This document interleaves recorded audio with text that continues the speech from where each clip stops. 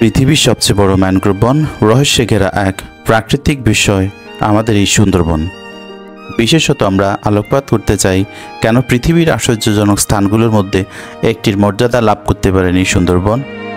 এই অরণ্য শুধু গাছপালা নয়, এটি এক জীবন্ত বিস্ময়।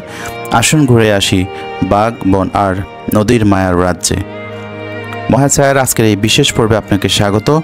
আমাদের এই চ্যানেলটিকে সাবস্ক্রাইব করে পাশে থাকার অনুরোধ রইল, যাতে করে সবার আগে আমাদের এই ইনফরমেশনগুলো আপনি কালেক্ট করে নিতে পারেন। চলুন ঘুরে আসা যাক বাংলার অপরূপ বন সুন্দরবন থেকে। বাংলাদেশ ও ভারতের সীমান্ত ঘেঁষে ওঠা সুন্দরবন প্রায় 10,000 বর্গ কিলোমিটার আয়তনের বিশাল এক বনভূমি, যার বড় অংশ বাংলাদেশ অংশেই বিস্তৃত। এটি শুধু একটি বন নয়, এটি নদী, খাল, গাছ আর প্রাণের এক অপূর্ব মিলনস্থল। আপনি কি জানেন সুন্দরবন জন্ম কিভাবে এবং কত সময় ধরে সুন্দরবন তার পরিচয় ধারণ করে আছে এই অঞ্চলের? সুন্দরবনের জন্ম হয়েছে মূলত গঙ্গা, ব্রহ্মপুত্র ও মেঘনা নদীর মোহনায় ফলি জমে, যা বঙ্গোপসাগরের সঙ্গে মিলিত হয়েছে। এই তিনটি নদীর অববাহিকা থেকে বয়ে আসা ফলি মাটি ধীরে ধীরে জমা হয়ে বদ্বীপের সৃষ্টি হয়, যা কালক্রমে সুন্দরবনে পরিণত হয়েছে। নোনা পানি ও ফলি মাটির পরিবেশে ম্যানগ্রোভ বনভূমি সৃষ্টি হয়। ধারণা করা হয় সুন্দরী গাছের আধিক্যের কারণে এই বনের নামকরণ করা হয়েছে সুন্দরবন। বিশ্লেষণ করে বলা যায় প্রায় কয়েক হাজার বছরের পুরনো একটি প্রাকৃতিক গঠন এই সুন্দরবন। সুন্দরবনে 102টি দ্বীপ রয়েছে, যার মধ্যে 54টিতে জনবসতি আছে এবং বাকি 48টি দ্বীপ সংরক্ষিত বনাঞ্চল। কয়েক হাজার বছরের পুরনো আমাদের এই সুন্দরবন, যেখানে ম্যানগ্রোভ গাছের রাজত্ব। এই গাছগুলো লবণাক্ত পানি সহ্য করতে পারে এবং মাটি ক্ষয় রোধ করে বনের ভারসাম্য সৃষ্টি করতে পারে। সুন্দরবনের সবচেয়ে বিখ্যাত বাসিন্দা হচ্ছে রয়্যাল বেঙ্গল টাইগার। এছাড়াও এখানে দেখা মেলে চিত্রা হরিণ, লবণ পানির কুমির, ডলফিন, বানর এবং 300-র বেশি প্রজাতির পাখির এই যেন এক প্রাণের অভয়ারণ্য। সুন্দরবন আমাদের দক্ষিণাঞ্চলের তথা বাংলাদেশের ঢালস্বরূপ। প্রতি বছর ঘূর্ণিঝড়, জলোচ্ছ্বাস আর নদী ভাঙন থেকে হাজার হাজার মানুষের রক্ষা কবচ হয়ে দাঁড়িয়ে আছে সুন্দরবন। এটি জলবায়ু পরিবর্তনের বিরুদ্ধে এক শক্তিশালী প্রাকৃতিক প্রতিরোধ। সুন্দরবন বিশ্বের বৃহত্তম ম্যানগ্রোভ বনভূমি। 1992 সালের 21শে মে সুন্দরবন রামসার স্থান হিসেবে তালিকাভুক্ত হয় এবং 1997 সালে ইউনেস্কো সুন্দরবনকে বিশ্ব ঐতিহ্যবাহী স্থান হিসেবে স্বীকৃতি দেয়। এত কিছুর বাইরেও সুন্দরবন আমাদের গর্ব এবং সুন্দরবন আমাদের সম্পদ। সুন্দরবন একটি গুরুত্বপূর্ণ জীববৈচিত্র্য এবং প্রাকৃতিক সম্পদ সমৃদ্ধ এলাকা। যেহেতু এটি বিশ্বের বৃহত্তম ম্যানগ্রোভ বন এবং বিভিন্ন উদ্ভিদ ও প্রাণী প্রজাতির আবাসস্থল, সুন্দরবনের গুরুত্ব কেবল প্রাকৃতিক সৌন্দর্য ও জীববৈচিত্র্যের মধ্যেই সীমাবদ্ধ নয়, বরং এটি পরিবেশগত সুরক্ষা, অর্থনৈতিক উন্নয়ন এবং উপকূলীয় অঞ্চলের মানুষের জীবনযাত্রার মানের উপরও গভীর প্রভাব ফেলে। সুন্দরবন প্রাকৃতিক সম্পদে ভরপুর একটি বন। জীববৈচিত্র্য, প্রাকৃতিক সম্পদ, জলবায়ু পরিবর্তনের প্রভাব সব মিলিয়ে আমাদের জন্য এক আশীর্বাদ সুন্দরবন। এত ভালো দিকগুলো সামনে থাকা সত্ত্বেও কেন বিশ্বের আশ্চর্যজনক স্থানের মর্যাদার তালিকায় আসতে পারেনি সুন্দরবন? আমরা এর গভীর প্রভাবগুলো সামনে আনতে চাই। সুন্দরবনের মতো এত বড় এবং অনন্য ম্যানগ্রোভ বন পৃথিবীতে আর একটিও নেই।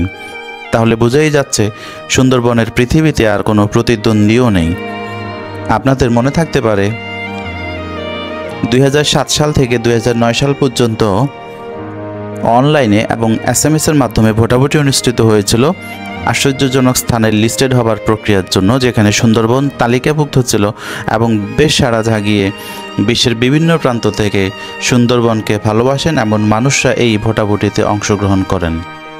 তবে ওই যাত্রায় সুন্দরবন পৃথিবীর আশ্চর্যজনক স্থানের তালিকায় অন্তর্ভুক্ত হতে পারেনি। এমনকি কত ভোট পেয়েছে তার সুনির্দিষ্টও কোনো তথ্য পাওয়া যায়নি। তবে কিছু বিষয় উঠে এসেছে কেন এই গৌরব অর্জন করতে পারেনি সুন্দরবন। কোন বিষয়গুলো সামনে এসেছে?